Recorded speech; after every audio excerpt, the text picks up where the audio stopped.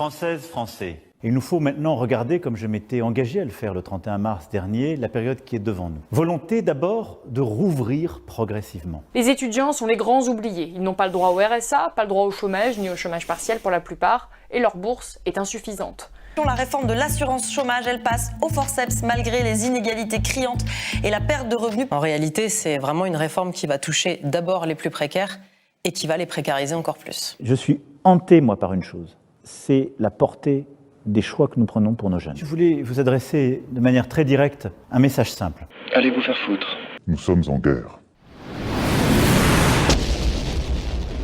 Je brasse de l'air parce que juste je galère, je rame. Et maintenant, tout ce qu'on avait organisé pour septembre, j'ai eu le truc ce matin, je bosse sur des projets qui se font annuler. Et à chaque fois qu'on me met sur des nouveaux projets qui se font annuler au fur et à mesure. C'est hyper frustrant. Même on a du mal à parler d'autres choses. C'est ça. Bah, on en parle là, mais après c'est notre quotidien aussi.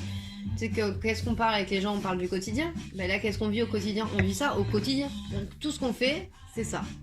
Il n'y a pas un moment où tu sors de ça en fait. C'est épuisant en fait. C'est épuisant mentalement de penser à un truc en permanence quoi. Moi c'est pas la situation actuelle, moi surtout qui me prend la tête, je me dis c'est surtout le monde, enfin c'est le truc d'après quoi. Ouais. Je me rappelle regarder le discours de Macron qui disait avoir 20 ans aujourd'hui c'est compliqué et tout. Quand j'ai entendu ce discours j'étais en Colombie, elle posait dans une super grosse maison, on était 6 le soir et tous les soirs et tout. Ça passe. Ouais, génération sacrifiée ça va hein. Il y a pire. Ça a bien changé le comportement des gens quoi. Ah non mais bon les gens tu peux pas leur dire alors ta maison c'est ta vie maintenant donc tu restes dedans d'accord, t'habites dans 10 mètres carrés j'en ai rien à foutre c'est ta maison. Pour la première fois t'as peur, t'es comme un con, t'es là ouais je vais désinfecter les poignets, Attends, t'as fait les courses? Attends, mets-le dans le placard.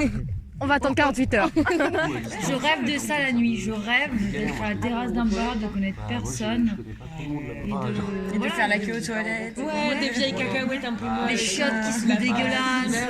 Le PQ, il y en a plus, mais t'en as quand même qui te collent à la semaine. C'est comme là qu'on se retrouve là alors qu'on est vraiment super copains et qu'on s'est pas vu depuis super longtemps. Et ben voilà, c'est pas grave non plus, ça va, on va pas non plus s'arrêter de vivre.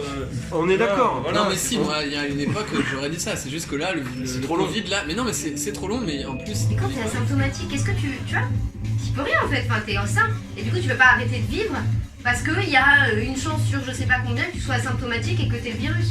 Bah non, t'es en pleine santé. Comment ça se fait que nos hôpitaux soient saturés à ce point-là, tu vois, aussi vite?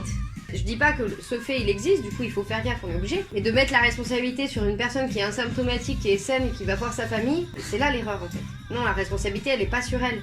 Le mec après le premier confinement, il ose le dire en face, on va fermer les lits d'hôpitaux qu'on a ouverts pour le premier confinement. Oh bah tout est normal. Enfin tu vois, il y a un moment il faut arrêter de responsabiliser les gens en mode c'est votre faute, c'est pas votre faute. Parce que justement, la culpabilité, elle a gagné tellement de gens que voilà, tu mets mal ton masque, on te crache à la gueule quoi. En plus, on fait que dire les enfants sont pas contagieux, bon ben on va quand même fermer les écoles. Ouais, c'est clair. C'est vrai que c'est trop schizophrène cette situation quand même. Mettez pas les masques, ça sert à rien. De toute façon, on en a Tout pas. le monde met son masque ou sinon 135 balles. Quand tu rentres, juste même un samedi soir, tu rentres à 1h, 2h du mat, tu croises pas un rat, juste des schlags dehors. C'est super flippant, je trouve. Mais c'est fou parce qu'en même temps, avant, je me posais pas la question. Il y a plein de fois où je suis rentrée où c'était la même ambiance dans la rue, tu vois. Oui, non mais carrément. Et je croisais pas plus de gens, mais j'avais pas du tout cette appréhension de rentrer toute seule. Mais parce que c'était pas la même, C'est différent là quand tu marches, c'est que en plus du fait qu'il y a des gens dans la rue qui peut y avoir n'importe quelle oppression par rapport à ça, c'est aussi que si tu croises les flics, t'as 50 € d'amende et tu te fais engueuler et t'es pas dans ton bon droit en fait. Tu te sens pas libre de marcher dans la rue. Donc ça te presse direct en fait. C'est cool, il y a moyen de faire vraiment un truc, t'as toute l'économie qui s'arrête, on est tous dans la merde et puis en fait tu vois que bah non, le jeu va pas s'arrêter ainsi, tu vois, on va continuer et on va instaurer de l'austérité pour un truc que tu pourras jamais rembourser en plus, peut-être inimaginable. Et puis on va monter les gens les uns contre les autres. Exactement, ah ouais, et ça va aller de pire en le pire. plus négatif de ça quoi, de cette crise, c'est que ça fait vraiment des camps entre les gens je trouve. Ah bah ouais. Le truc qui est encore plus vicieux, c'est que ça va arriver tout doucement et tu vas pas t'en rendre compte. C'est comme l'instauration du masque ou des trucs comme ça. C'est des trucs, tu vois, pour l'instant, on sait même pas si vraiment ça protège ou quoi que ce soit. Mais petit à petit, ça va rentrer dans nos mœurs. Ça va être normal d'avoir un masque. La course effrénée, tu vois, la croissance et compagnie. Là, c'est bon, une bonne fois pour toutes, on est en décroissance, quoi. Est-ce qu'on veut pas profiter pour continuer là-dedans, tu vois?